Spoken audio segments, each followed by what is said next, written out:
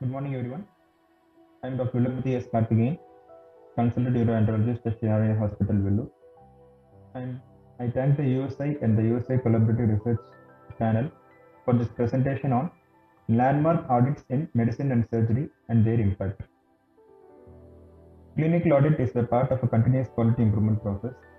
We audit our own results and we can formulate new strategies and that improves the overall patient care quality. In this presentation, we are going to see trials and audits which were path-breaking, identifying new drugs at new doses, etc. in subjects other than urology, which we can actually replicate in urology. In the SPRINT trial, intensive versus standard blood pressure control was assessed. They identified intensive BP control had actually a significantly higher rate of hypotension, syncope, electrolyte abnormalities, and acute kidney injury. In a study comparing letrozole over clomiphene, they identified letrozole had cumulative ovulation rates higher and also live birth rates higher than clomiphene citrate, which was probably because of a more physiological stimulation of the ovaries and also endometrium. Twin vaginal delivery was identified to be as safe as cesarean section in a randomized controlled trial comparing planned LSCS versus safe vaginal delivery. In the PROSEVER trial, for prone position in severe ARDS, it was identified that prone positioning had significantly reduced 28-day and 90-day mortality than supine position. Patients are successfully extubated at higher rates and they require fewer days of ventilation in the prone position when compared to supine position. In the ATLAS trial, which had an extended adjuvant tamoxifen for 10 years over usual 5 years, significantly reduced breast cancer recurrence and mortality was identified, however, had a higher risk of endometrial cancer and pulmonary embolism. The AMPLIFY trial studied apixaban over conventional therapy. Major bleeding was found to be significantly less common in patients treated with apixaban. In ovarian cysts, most of the ovarian abnormalities resolved with serial ultrasound. This was the finding from this study. Most ovarian cysts resolved and sonographic surveillance is recommended. Even complex appearing cysts resolve more quickly than simple cysts, and the positive predictive value of serial ultrasound was higher than a single ultrasound. So ovarian cysts sonographic surveillance was recommended. Fecal transplantation in recurrent Clostridium difficile infection was significantly had a higher cure rate than vancomycin alone or vancomycin with bowel lavage. In the PLCO2 trial, it was identified that screening with flexible sigmoidoscopy was associated with a significant decrease in colon cancer incidence in the distal and proximal colon and significant decrease in colon cancer mortality in the distal colon. In the FREEDOM trial, it was identified that with diabetic patients with a multivessel disease, CABG had superior to TCA in reducing the risk of all-cause mortality and non-fatal MI. PCI had a smaller risk of non-fatal stroke and had significantly higher rates of revascularization within a year of the procedure compared to CABG. In the DOSE trial, which studied the mode of administration and dose of loop diuretics of bolus versus continuous and low versus high, higher dose of loop diuretics led to significantly greater diuresis, improved dyspnea, and fewer adverse events than lower doses. In the apixaban versus aspirin trial for AF, there were no significant differences between the groups in the risk of major bleeding. Similarly, apixaban versus warfarin in atrial fibrillation, apixaban was superior to warfarin in preventing stroke. Apixaban had a decreased risk of intracranial hemorrhage. The difference in GA bleeding risk was same between apixaban and warfarin. Therefore, apixaban was better than warfarin.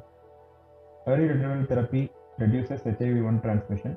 In the early therapy group, there was a lower incidence of HIV-related clinical events with a lower viral load and higher CD4 count when compared to delayed therapy.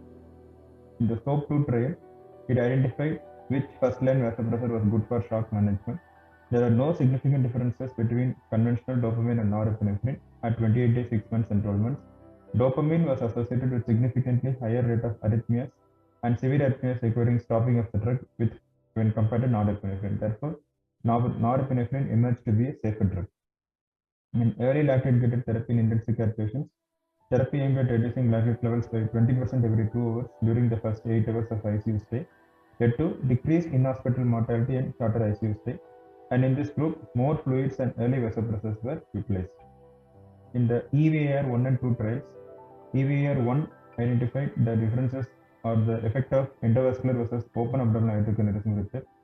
There were no significant differences in the all-cause mortality. However, complications were a bit higher in the endovascular group. But in EVR2 trial, which assessed endovascular repair when unfit for open aneurysm, that is comparing repair in endovascular route with no intervention, there were significantly fewer aneurysm-related deaths in the endovascular group, and the rate of complications were almost similar to EVR1. Therefore, in EVR2 trial, they identified EVR can be used in unfit patients. Early tips, there was no difference in the rate of adverse events compared to control. In the NICE sugar trial, they identified intensive glycemic control did more harm, increasing 90-day mortality when compared to conventional glycemic control. Comparing albumin and saline for fluid resuscitation in the ICU, there are no differences in all-cause mortality. A subgroup analysis showed albumin was associated with poorer outcomes in traumatic brain injury. Similarly, non-significant trend towards mortality benefit in albumin in severe sepsis patients. Steroids in persistent ARDS. Results did not support the routine use of methylprednisolone. Starting methylprednisolone more than 2 weeks after the onset may increase the risk of death. Similarly, hydrocot in septic shock. These two trials, overall, the result was instead of starting, it should be tailored to the level of relative adrenal insufficiency. Based on that, whether steroids are necessary or not and the dose should be decided. The proper trial identified that 1:1:1 use of plasma, platelet, and RBC had a greater proportion of hemostasis and lower mortality due to exsanguination in 24 hours. This study assessed the role of axillary lymph node dissection. So whenever the sentinel lymph node was negative, this was alone enough. There was no necessity for axillary lymph node dissection.